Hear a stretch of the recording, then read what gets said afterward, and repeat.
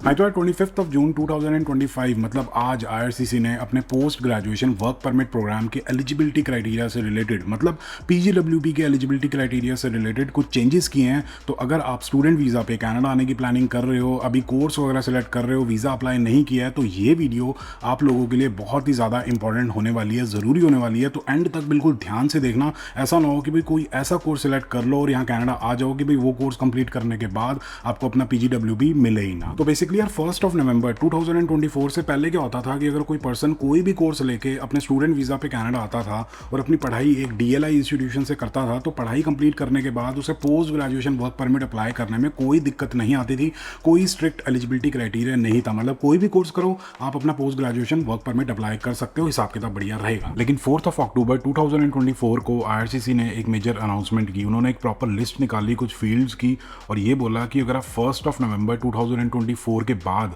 Canada का student visa apply करते हो और आपका जो कोर्स है वो इन फील्ड्स ऑफ स्टडी के अंडर फॉल नहीं करता है, तो आप अपना post graduation work permit apply करने के लिए एलिजिबल नहीं होगे अपनी पढ़ाई कंप्लीट करने के बाद। तो अगर पीजीडब्ल्यूपी चाहिए तो एक ऐसा कोर्स लेके आओ जो इन फील्ड्स ऑफ स्टडी के अंडर फॉल करता है। लेकिन आज अप्रॉक्सीमेटली 7 महीनों के बाद मतलब 25 जून 2025 को आईआरसीसी ने इस लिस्ट को अपडेट किया है। कुछ 119 ऐसे नए कोर्सेज हैं जिनको ऐड किया गया इस लिस्ट में और 178 कुछ ऐसे कोर्सेज हैं जिनको इस लिस्ट से हटा दिया गया है। तो टोटल अब 920 फील्ड्स एलिजिबल हैं पीजीडब्ल्यूपी के लिए। तो अगर आप अपना कनाडा का स्टूडेंट वीज़ा 25 जून 2025 के बाद अप्लाई करते हो तो आपका course post graduation work permit के लिए एलिजिबल है या नहीं है, वो डिपेंड करेगा इस न्यू लिस्ट के ऊपर। और मेक श्योर कि आपका जो कोर्स है उन 178 कोर्सेज में से एक ना हो, क्योंकि वो कोर्सेज कंप्लीट करने के बाद पोस्ट ग्रेजुएशन वर्क परमिट नहीं मिलेगा, प्रोवाइडेड जो स्टूडेंट वीज़ा है वो 25 जून 2025 के बाद अप्लाई किया गया है। और हाँ यार, ये भी मेंशन करना चाहूँगा कि ये सारे जो चेंजेस हैं, जो नई लिस्ट आई है, ये सारी चीज़ें उन लोगों के लिए हैं जो कि नॉन डिग्री प्रोग्राम्स कनाडा के अंदर परस्यू कर रहे हैं या फिर करना चाहते हैं। बैचलर्स, मास्टर्स और पीएचडी को छोड़ के जो प्रोग्राम्स होते हैं ना, जैसे कि डिप्लोमा, एडवांस डिप्लोमा या फिर कोई सर्टिफिकेट कोर्स,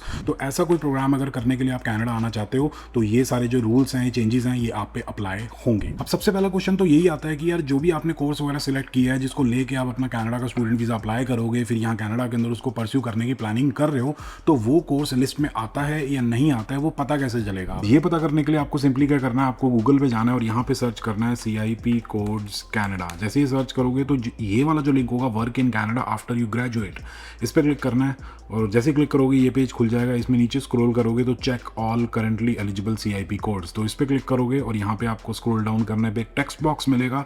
यहाँ पे आपको अपना कोर्स लिखना है। फॉर एग्जाम्पल मैं बिजनेस एनालिस्ट कनाडा के अंदर पढ़ना चाहता हूँ, तो बिजनेस लिस्ट, तो यहाँ पे वो कुछ भी नहीं दिखा रहा है। तो इसका मतलब अगर आप बिजनेस एनालिस्ट का कोर्स यहाँ कनाडा के अंदर परस्यू करते हो तो पढ़ाई कंप्लीट करने के बाद आप पोस्ट ग्रेजुएशन वर्क परमिट के लिए एलिजिबल नहीं होगे। अब लेटर से कि यार आप नर्सिंग परस्यू करना चाहते हो कनाडा के अंदर, तो उसको सर्च करके देखते हैं। तो सबसे टॉप पे आ गया CIP कोड 51.3801 रजिस्टर्ड नर्सिंग या रजिस्टर्ड नर्स RN वगैरह। तो ये डेफिनेटली इस लिस्ट के अंदर है। तो अगर आप ये परस्यू करोगे तो डेफिनेटली कनाडा के अंदर पढ़ाई के बाद आप पीजीडब्ल्यूपी के लिए एलिजिबल होगे। अगर आपका कोर्स इस लिस्ट के अंदर आता है तो हिसाब किताब बढ़िया है, कोई टेंशन वाली बात नहीं है। पढ़ाई कंप्लीट करने के बाद कनाडा के अंदर आपको अपना पोस्ट ग्रेजुएशन वर्क परमिट मिलेगा, आप एलिजिबल होगे। लेकिन बाई चांस अगर आपका कोर्स इस लिस्ट के अंदर नहीं आता है और आप अपना स्टूडेंट वीज़ा कनाडा का 25 जून 2025 के बाद अप्लाई करने वाले हो, तो मोस्ट प्रोबेबली आपको अपना कोर्स चेंज करना पड़ेगा, क्योंकि वो कोर्स कंप्लीट करने के बाद आपको कनाडा के अंदर पोस्ट ग्रेजुएशन वर्क परमिट नहीं मिलेगा फ्यूचर में। अब दूसरा क्वेश्चन ये आता है कि भाई मैंने जो कोर्स अपना सेलेक्ट किया था, मेरा जो कोर्स है वो उन 178 कोर्सेज में से एक है जिनको लिस्ट से बाहर निकाल दिया गया है। तो उस केस में अगर आपने अपना कनाडा का स्टूडेंट वीज़ा 25 जून 2025 से पहले अप्लाई कर दिया था तो कोई टेंशन लेने वाली बात नहीं है। आईआरसीसी ने अपनी अनाउंसमेंट में बहुत ही क्लियर तरीके से मेंशन किया है कि अगर आपका कोर्स उन 178 फील्ड्स ऑफ स्टडी से रिलेटेड है, लेकिन अगर आप अपना कनाडा का स्टूडेंट वीज़ा 25 जून 2025 से पहले अप्लाई कर देते हो तो डेफिनेटली अपनी कनाडा के अंदर पढ़ाई कंप्लीट करने के बाद आप पोस्ट ग्रेजुएशन वर्क परमिट के लिए एलिजिबल होगे। अब यार बात करते हैं कुछ ऐसे फील्ड्स की जो इस लिस्ट के अंदर हैं। तो बेसिकली कनाडा के अंदर जो स्किल्ड लोग हैं ना, उनकी बहुत ज़्यादा डिमांड है, बहुत ज़्यादा ज़रूरत है।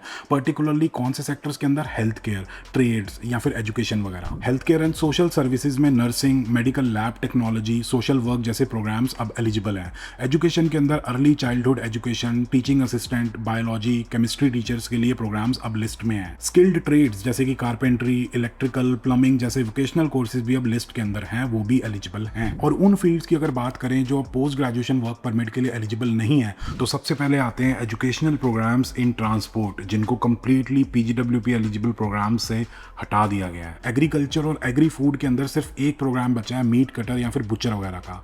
कुछ स्टेम एंड ट्रेड प्रोग्राम जैसे कि solar energy technician, environmental studies जैसे कुछ कोर्सेज भी अब एलिजिबल नहीं है। अब यार अगर आपको कुछ भी समझ नहीं आ रहा है कि भी क्या हिसाब किताब है, तो सिंपली आप क्या करना है, इस पेज पे जाना जिसका लिंक डिस्क्रिप्शन के अंदर दिया हुआ है। यहाँ नीचे स्क्रॉल करोगे तो यहाँ फिल्टर आइटम्स में आपको अपना कोर्स का नाम लिखना है। तो लेट अस से कंप्यूटर प्रोग्रामिंग हमारा कोर्स है, तो यहाँ पे उसका CIP कोड आ गया 11.0201। इसको मैंने Ctrl+C करके कॉपी किया और इस पेज पे जिसका लिंक भी डिस्क्रिप्शन के अंदर दिया हुआ है, यहाँ पे इस बॉक्स में पेस्ट कर देना। तो यहाँ पे आपको बता देगा कि आपका जो CIP कोड है वो एलिजिबल है या नहीं है। उसी तरीके से एक और इंश्योरेंस को सर्च कर लेते हैं, इंश्योरेंस, तो उसका CIP कोड आ गया ये। तो इसको मैंने कॉपी किया और यहाँ पे मैंने इसको पेस्ट कर दिया दूसरे पेज पे आके। तो यहाँ पे डेट्स के साथ प्रॉपर बता देगा कि भी कब से कब तक आपका जो CIP कोड है वो एलिजिबल है, मतलब किस सिनेरियो में आपका CIP कोड एलिजिबल है। अब सबसे इंपॉर्टेंट क्वेश्चन यही आता है कि भाई इतने सारे चेंजेस आ क्यों रहे हैं, ऐसे लिस्ट वगैरह निकाल रहे हैं कि भाई इन्हीं फील्ड्स में पढ़ाई करोगे तो ही आपको अपना पोस्ट ग्रेजुएशन वर्क परमिट मिलेगा, वरना नहीं मिलेगा। ऐसा क्यों कर रही है गवर्नमेंट? पहले तो ऐसा नहीं होता था। तो बेसिकली सीन ये है कि कनेडियन गवर्नमेंट के हिसाब से आज के टाइम पे कनाडा की जो लेबर मार्केट है ना, वो बहुत ही तेज़ी से, बहुत ही ड्रास्टिक तरीके से बदल रही है। और जो गवर्नमेंट है वो यही चाहती है कि अगर कोई बंदा as an international student Canada आ रहा है तो उन्हीं फील्ड्स के अंदर आए जिनके अंदर जॉब्स की डिमांड है, जैसे कि एजुकेशन या फिर हेल्थ केयर या फिर ट्रेड्स वगैरह हो गया। अगर कोई बंदा ऐसे फील्ड में आता है जिसमें पढ़ाई कंप्लीट करने के बाद कोई जॉब ही नहीं मिलेगी तो कनाडा आने का कोई फायदा नहीं होगा, अनएम्प्लॉयमेंट ही बढ़ेगी, तो दिक्कत वाली चीज़ है।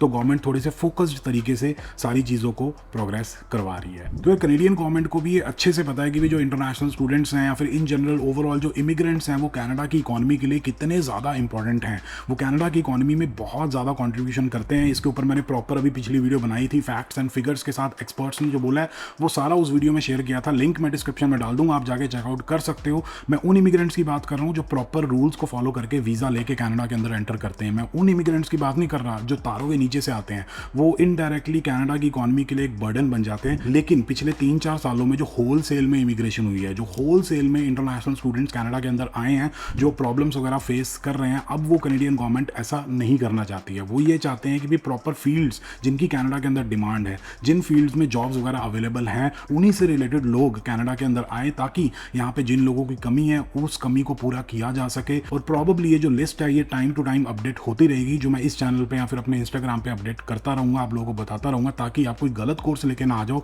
ऐसा ना हो कि भी कोई ऐसा कोर्स लेके आ जाओ फिर यहाँ पे पढ़ाई कंप्लीट करो और आप PGWP के लिए एलिजिबल हो ही ना। तो ये हिसाब किताब है। बाकी इस रूल के ऊपर आप डिटेल में सारी चीज़ें समझना चाहते हो तो राइट वाली वीडियो चेकआउट करो। और हाँ, जो भी लेटेस्ट चेंजेस आए हैं कनाडा के इमिग्रेशन के अंदर उसके बारे में जानना चाहते हो तो लेफ्ट वाली वीडियो चेकआउट करो। बाकी अगर आप लोगों को ये वीडियो इन्फॉर्मेटिव लगी, बढ़िया लगी, तो please like, share and subscribe. आपके एक सब्सक्राइब से, जो आपके लिए तो फ्री है, उससे मेरे को बहुत ज़्यादा मोटिवेशन मिलती है। और जब तक अगली बढ़िया सी वीडियो नहीं आती है, स्टे हेल्दी एंड पता ही है सबको, कीप हसलिंग।